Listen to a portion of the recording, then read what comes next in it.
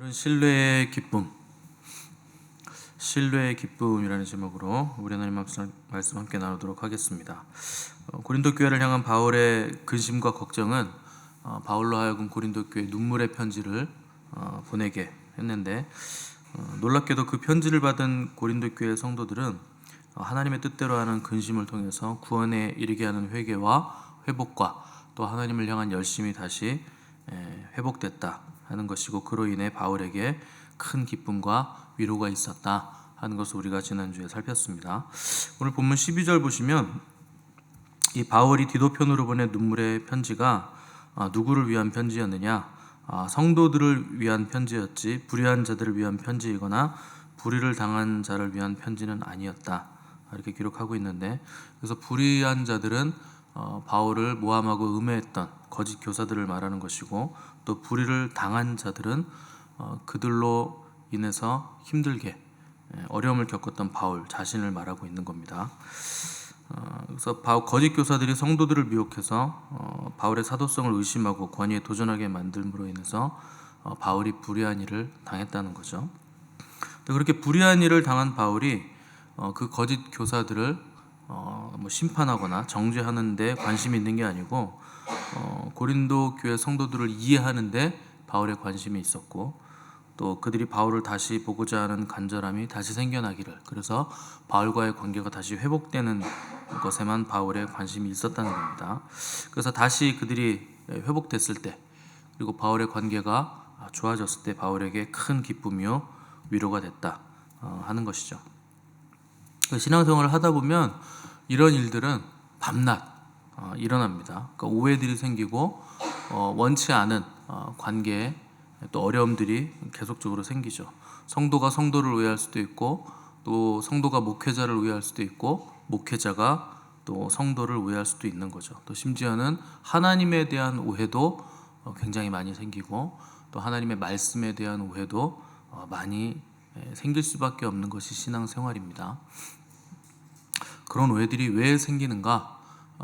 알지 못해서 생기죠. 잘 아는데 왜 오해를 하겠습니까? 하나님의 말씀도 우리는 들으면 아멘, 너무 좋은 말씀이다, 다 이렇게 반응하시지만, 여러분 그 반응을 하나하나 우리가 어떤 절대적인 기준에서 이렇게 반응들을 비교해 보면 다 수준 차이가 있어요. 똑같은 말씀인데 어떤 분들은 굉장히 깊게 이해하시는 분이 있고, 어떤 분들은 얕게 이해하시는 분들이 있고, 또 기껏 열심히 설교했더니 은혜 받았습니다 하면서 목사가 설교한 거랑 정반대의 얘기를 하면서 은혜 받았다고 하는 사람도 많이 있습니다. 우리 교회는 없는데 다른 교회에 많습니다. 왜 그런 일이 생기느냐? 아는 만큼 들려요. 아는 만큼 생각할 수 있고, 아는 만큼 읽을 수 있고, 아는 만큼 깨달을 수 있는 거기 때문에 다 자기의 그 수준에서 우리가 이해하려고 하기 때문에 많은 오해들이 있다는 겁니다. 근데 그 모든 오해들 때문에 뭐가 그럼 안 되는 것이냐? 그런 건 아니에요. 뭐가 안 된다 하는 것은 하나님의 의가 없어서 안 되는 거지, 우리의 수준이나 알매 문제나 오해의 문제가 아닌 겁니다. 근본적인 것은 하나님의 의의 문제예요. 왜냐하면 하나님의 의라는 것은 모든 것을 감당할 수 있고 모든 것을 끌어안을 수 있는 것이기 때문에 어떤 문제도 다 사랑으로 용해시키고 녹일 수 있는 거죠.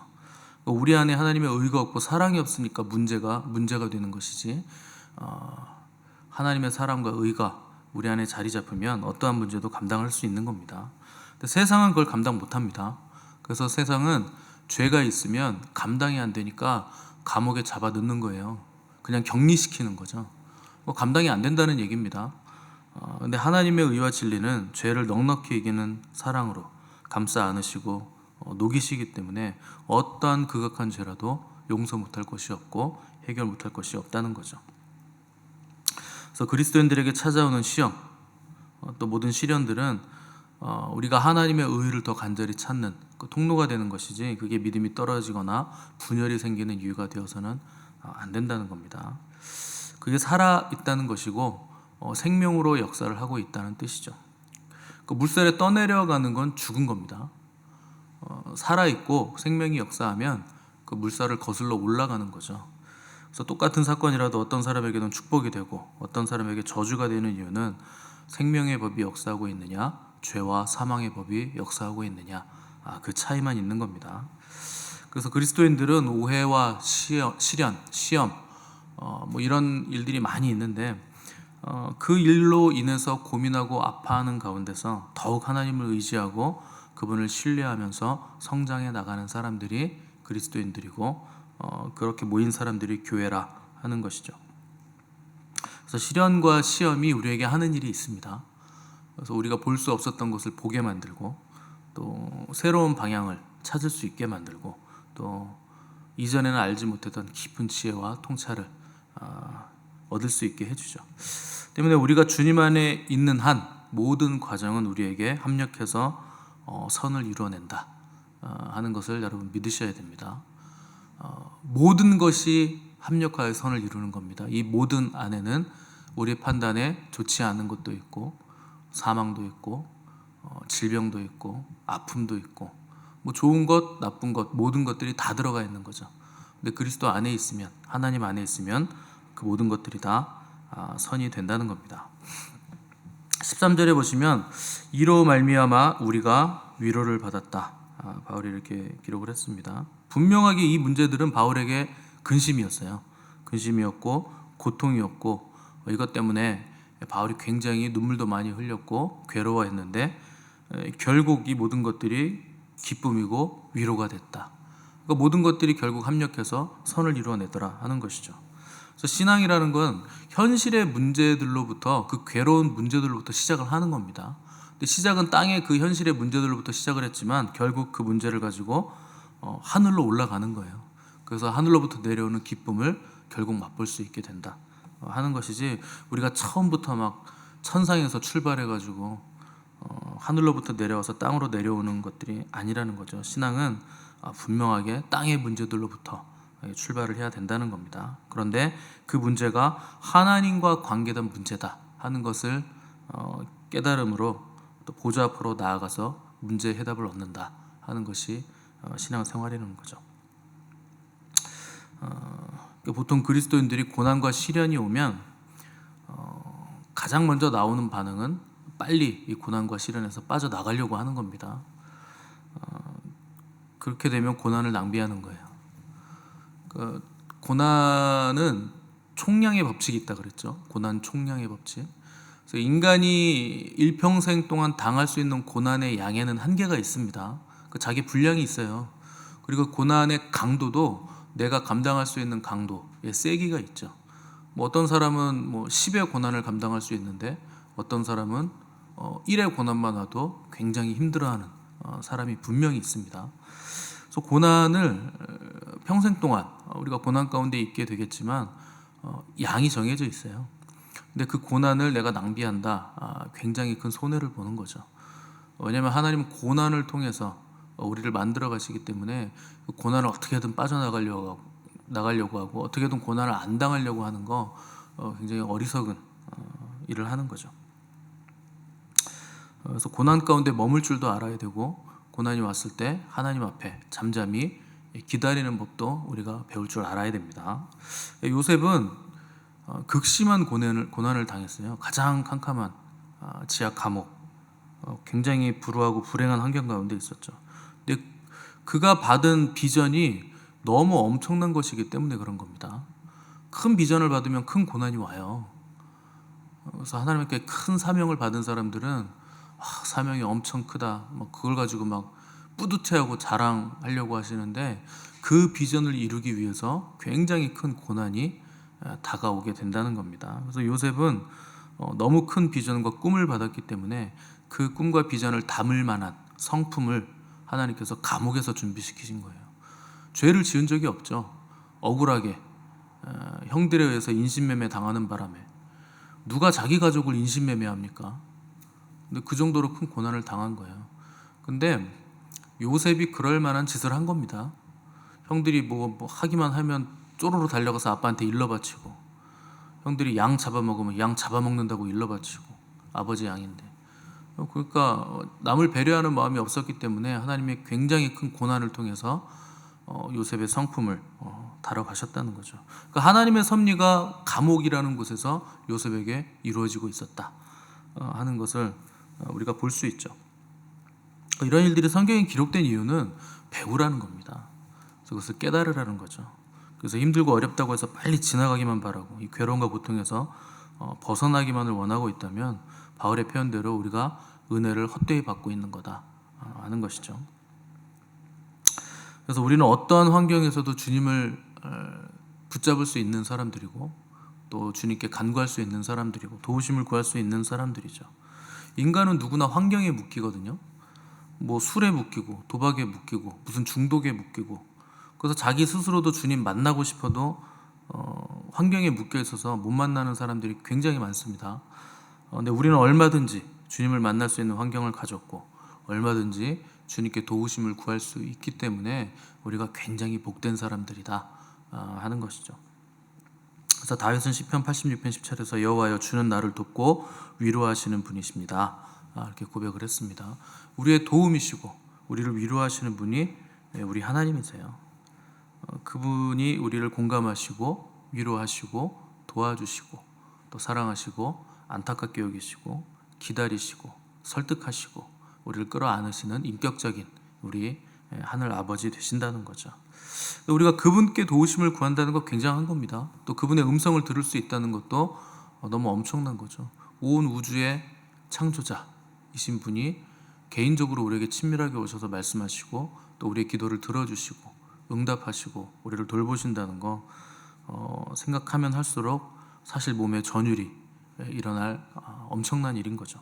근데 우리는 그분의 도우심을 구하면서 도와달라고 기도하면서 기도해놓고도 두려워합니다. 왜 기도해놓고도 또 두려울까요? 결과를 맡기지 않기 때문에 그래요. 우리의 기도는 늘상 이렇게 해주세요 저렇게 해주세요죠. 그러니까 하나님의 의를 구하는 기도는 하지 않는 겁니다. 그래서 몸이 아프면 빨리 낫게 해주세요, 완치되게 해주세요, 건강하게 해주세요. 이게 늘상 우리의 기도죠. 하나님은 그 아픔을 통해서 하나님의 일을 하실 건데 그게 완치가 되지 않음으로 인해서 육체의 가시처럼 계속 남아있음으로 인해서 그에게 거룩을 이뤄갈 수 있는 도구가 될 수 있게 하나님이 일을 하실 건데 우리는 그걸 빨리 없애달라고 기도하고 빨리 치워달라고 기도하니까 이게 하나님의 뜻을 가로막는 기도가 되는 겁니다. 그래서 늘상 내 생각대로 기도하는 게 아니라 하나님의 뜻을 구하는 기도를 하셔야 되는 겁니다. 이 일을 향한 하나님의 뜻은 뭡니까? 하나님께서 계획하신 의도는 뭡니까? 그 일이 이루어지게 해주시고 우리가 하나님의 뜻을 잘 분별해서 순종하고 하나님의 뜻을 다 끝까지 이룰 수 있도록 하나님 우리에게 힘을 더해 주십시오. 이렇게 접근을 하셔야지 늘상 그냥 내 생각대로 건강 주시고 복 주시고 물질 주시고 형통하게 해주시고 아무 일도 없게 해주시고 그럼 왜 여기 있습니까? 천국 가시지. 아무 일도 없으면 가셔야 돼요. 여기가 능골이잖아요. 그 능으로 가셔야 돼요. 능으로. 거기 누워 계시면 아무 일도 없습니다. 고요하죠. 사람은 그런 존재가 아닙니다. 이 땅에 있는 한 항상 죄가 있고 문제가 있고 항상 시련과 환난이 있어요. 고난이 있고 그 모든 일들이 어려움들이 우리를 거룩하게 만들어서 온전함을 입으면 그때 하나님께 가는 거예요. 근데 그렇게 되지도 않았으면서 아무 문제 없이 또 갈 생각은 안 하고 여기서 살려고 하면 이상한 믿음을 가지고 있는 거죠. 그래서 하나님께 맡긴다는 건 과정과 결과 모든 것들이 하나님의 뜻대로 되기를 원합니다. 이렇게 기도를 해야 된다는 거죠. 그래서 하나님의 도우심을 구하고 나는 내 위치를 지키고 내가 할 일을 할 때 어떤 결과가 와도 그건 응답이에요. 그러니까 하나님이 알아서 다 조절하시고 다 상황에 맞게 인도를 해 주시는 겁니다. 그런 믿음이 우리에게 있어야 되는 겁니다. 그래서 여러분들은 하나님을 믿는 믿음 수준에서 어디까지 가셔야 되느냐? 하나님의 믿음을 가지는 데까지 가셔야 돼요. 대개는 하나님을 믿는 믿음이 가장 좋은 믿음, 잘 믿는 믿음이 좋다고 생각하지만 여러분 믿음은요 아무리 좋아도 업앤다운 합니다. 컨디션 좋을 땐 믿음이 좋은 것 같죠? 근데 컨디션 안 좋아지면 금방 떨어지는 게 믿음이에요. 그래서 그냥 믿으면 안 되고 사랑으로 역사하는 믿음이 있어야 되고, 하나님을 사랑해서 믿는 믿음까지 가야 되고, 그 사랑을 넘어서 하나님의 믿음을 우리가 가질 수 있는 데까지 나아가야 된다는 거죠. 하나님의 믿음이라고 하니까 처음 들어보시죠? 그런 게 있답니다. 그래서 내가 내 위치를 지키고 하나님께 간구했으면 어떤 일이 와도 하나님의 선하심이다, 그게 하나님의 응답이라 하는 겁니다. 14절 보시면, 내가 그에게 너희를 위하여 자랑한 것이 있더라도 부끄럽지 아니하니 우리가 너희에게 이른 말이 다 참된 것 같이 디도 앞에서 우리가 자랑한 것도 참되게 되었다. 굉장히 놀라운 말인데, 그러니까 바울은 디도에게 고린도 교회 성도들을 자랑했다는 겁니다. 여러분, 그 성경에서 고린도 교회 성도들처럼 문제 많은 성도들 없어요. 바울을 아주 그냥 속이 시커멓게 타들어가게 만든 사람들, 바울을 거부하고 사도됨까지도 의심하고 인정하지 않고 관계가 틀어지고 또 파당을 만들고 교회 안에서 또 싸우고 또 음행이 있고 말을 안 들어 먹는다는 거예요, 성도들이. 근데 그런 성도들을 바울은 디도에게 막 자랑을 했다는 겁니다.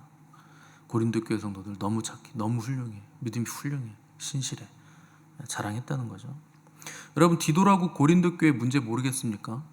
바울이 그것 때문에 얼마나 괴로워하는 거 옆에서 다 보고 있는데, 근데 바울은 그 눈물의 편지를 가져가는 디도에게 그들을 향한, 고린도 교회 성도들을 향한 바울의 마음이 어떤가 하는 것을 그들을 칭찬함으로 표현을 했다는 거죠. 그리고 그렇게 한 것에 대해서 나는 전혀 부끄럽지 않다, 이렇게 고백을 했고, 디도 역시 바울의 편지를 가지고, 눈물의 편지를 가지고 가서 보니까 디도를 영접하고 또 바울의 편지와 디도의 권면을 다 잘 듣고 회개하고 회복하는 것을 보면서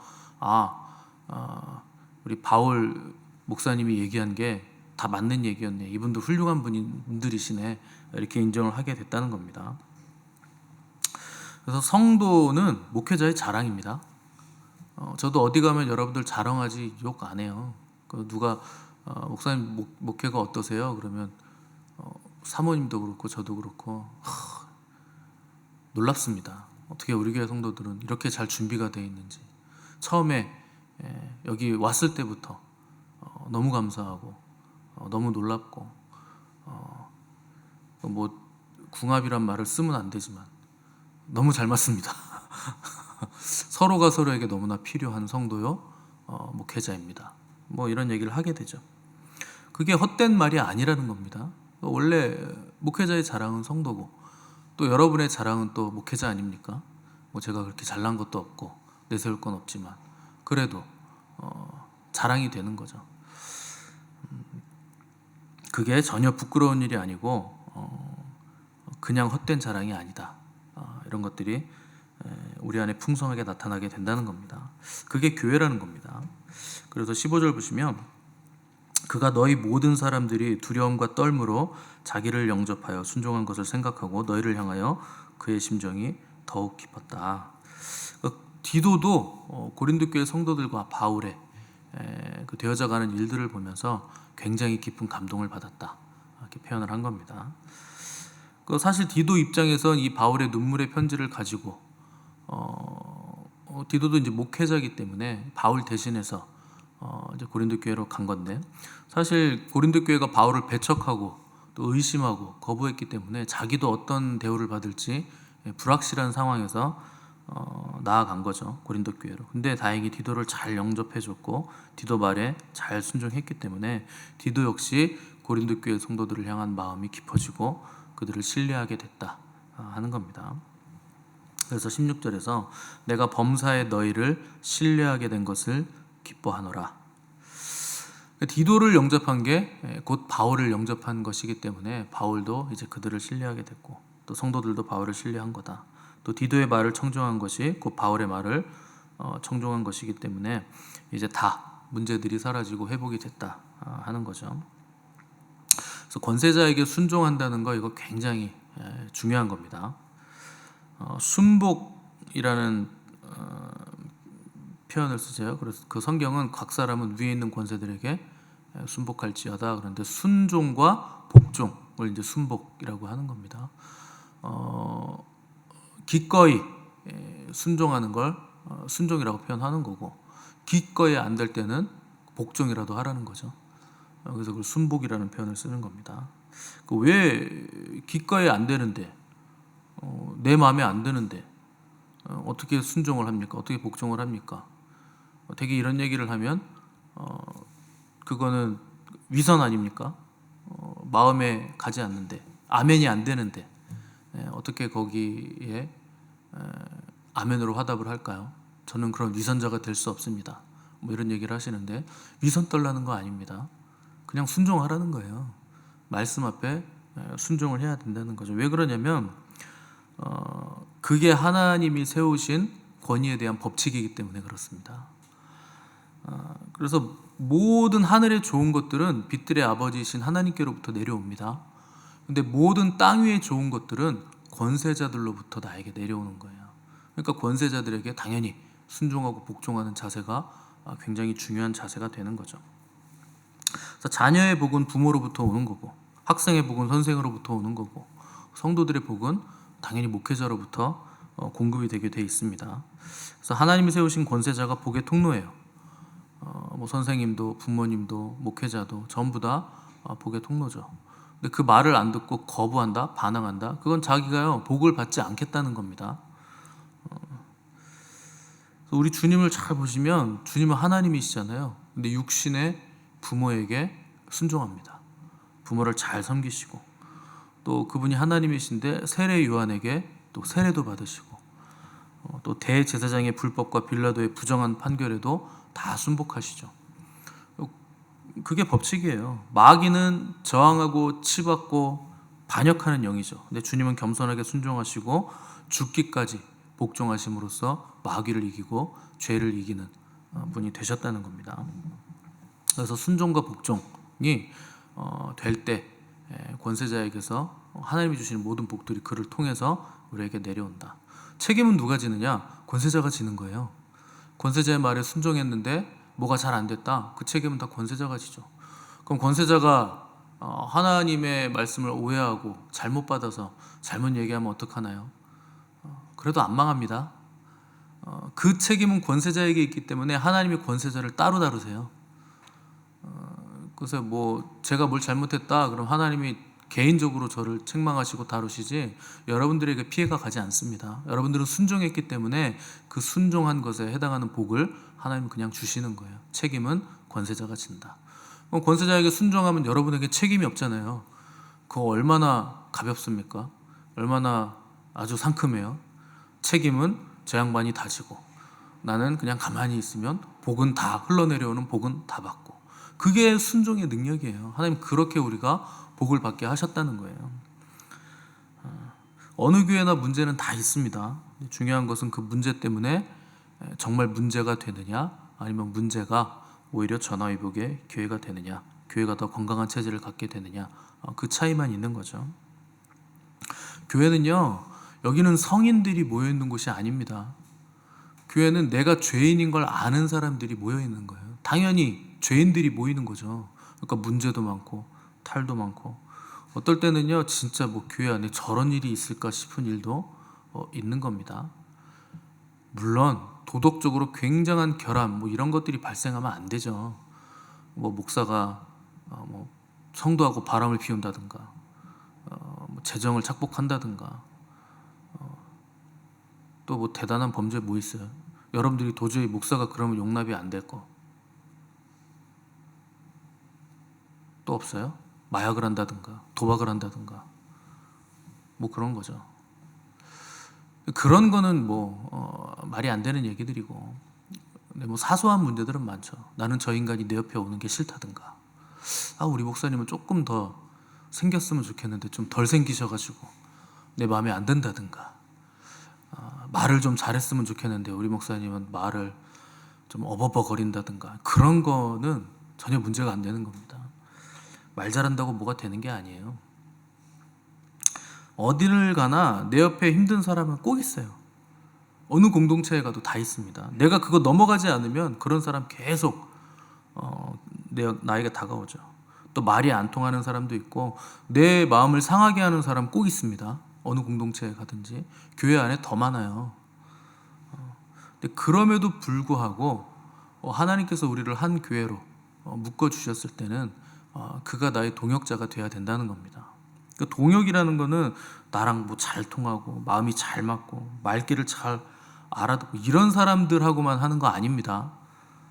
마음을 아프게 해도 말이 통하지 않아도 그로 인해서 내 마음이 많이 아파도 배척하면 안 되는 거예요.